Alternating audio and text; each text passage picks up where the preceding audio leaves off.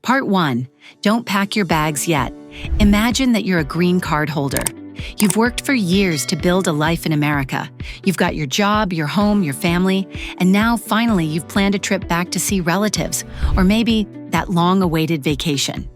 Bags are packed, passport is ready, and you think you're all set. But here's the thing.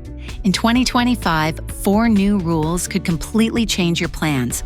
They're not obvious, they're not well publicized, but they could decide whether you get back into the US smoothly or face complications you didn't see coming.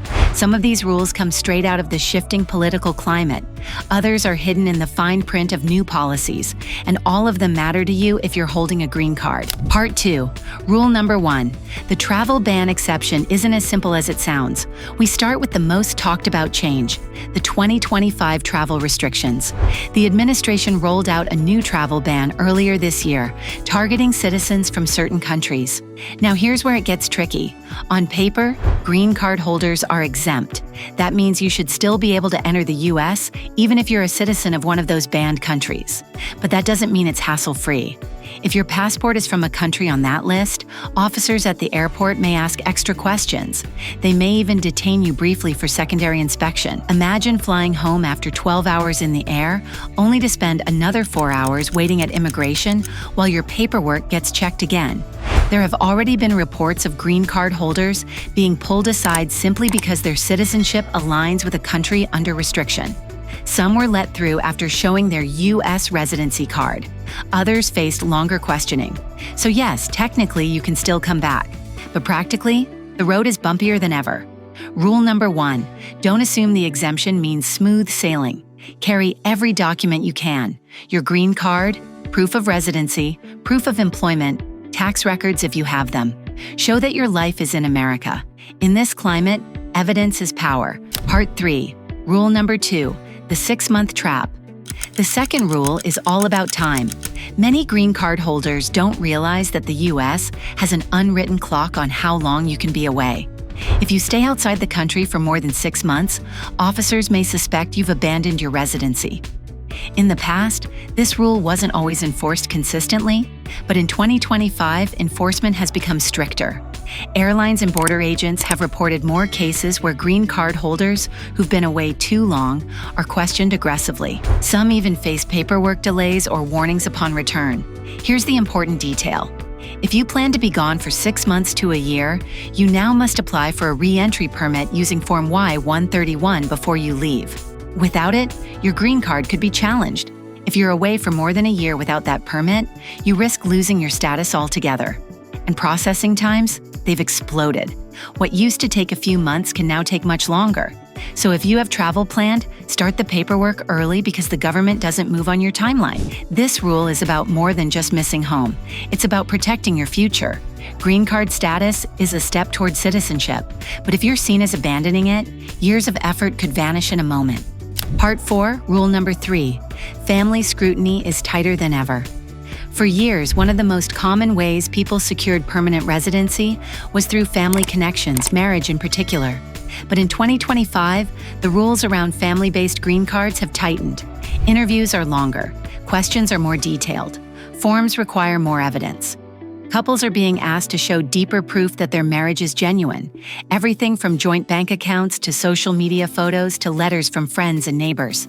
This shift may not seem directly related to travel, but it is. Imagine you leave the country to visit family overseas while your spouse's green card application is pending. When you return, immigration officers now have a mandate to double-check that your family ties are legitimate. Even small inconsistencies, different addresses listed, gaps in employment history can raise flags. One couple recently shared their story. They flew overseas to attend a funeral. At the airport back in the US, officers questioned them for hours about their marriage. Why? Because the husband had listed one workplace on a form and another on his tax return.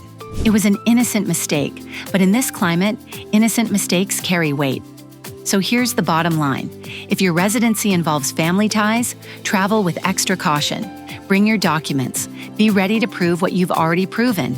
And understand that 2025 isn't the year to take chances with sloppy paperwork. Part 5. Rule number 4. The rise of the gold card. The The fourth rule isn't fully in place yet, but it's shaping the entire future of immigration. The administration has been pushing a new system called the Gold Card.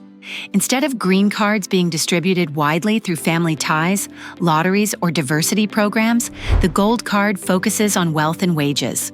Here's how it works. If you have a high-paying job, especially in fields like tech, engineering, or medicine, you move to the front of the line. But if your income is average, your chances shrink. In other words, the system favors the wealthy and the highly paid. For current green card holders, this shift sends a clear message. Your long-term status could depend more on your salary and less on your story, and that influences travel too.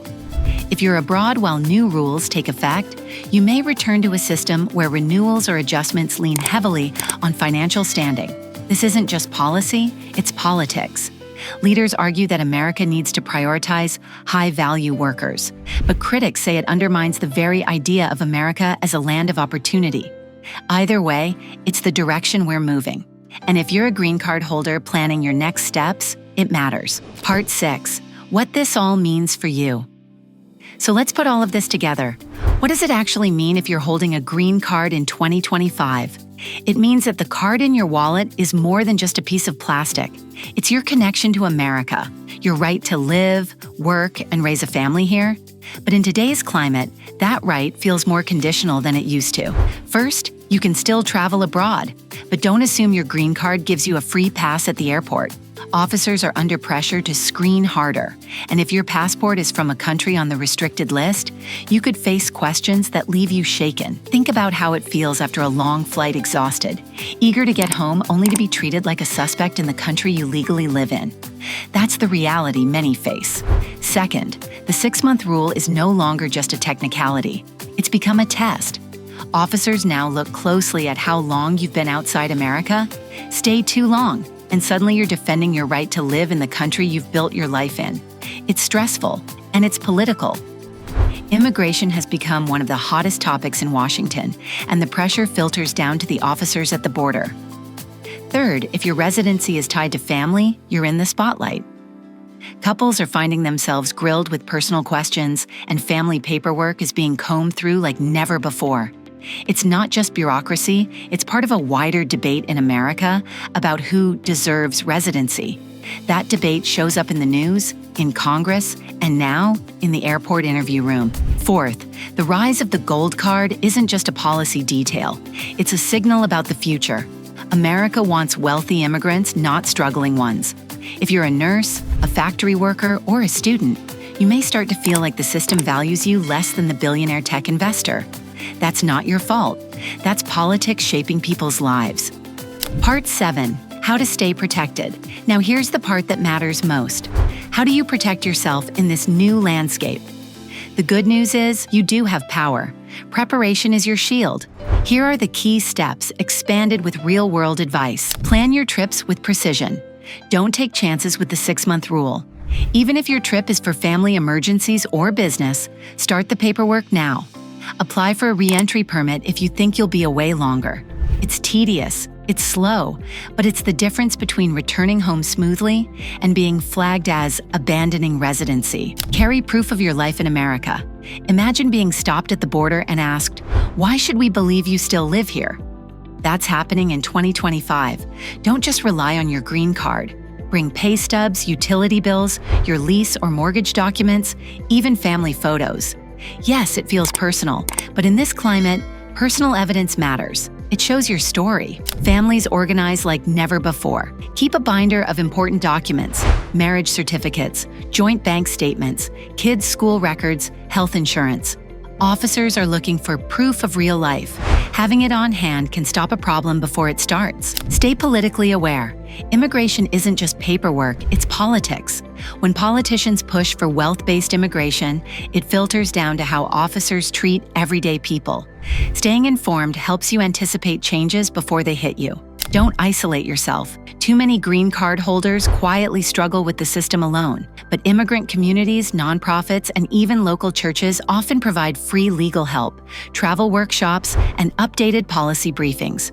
Connection is protection. Think about long-term citizenship. If you've been a green card holder for years and you're eligible, apply for citizenship. It's the only way to truly secure your future against these shifting rules. Every year, thousands delay applying and some regret it when rules change. Bottom line, being proactive is no longer optional. It's survival.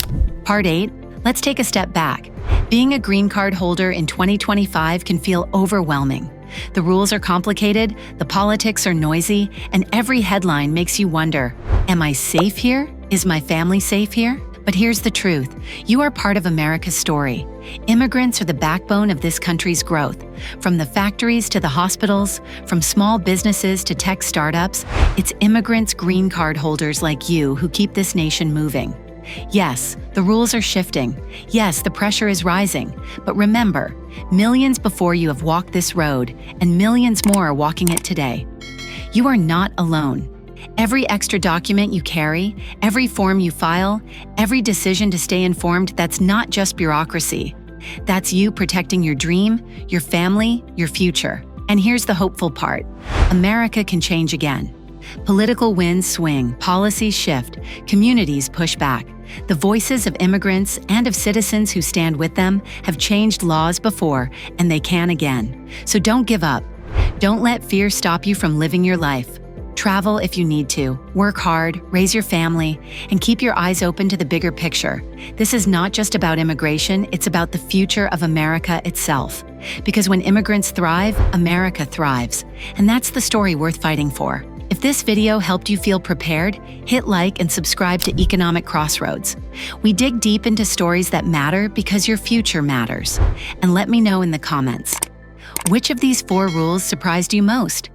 Your stories, your questions, and your voices help us make sure no one feels lost in the process. Safe travels, stay informed, and I'll see you in the next video.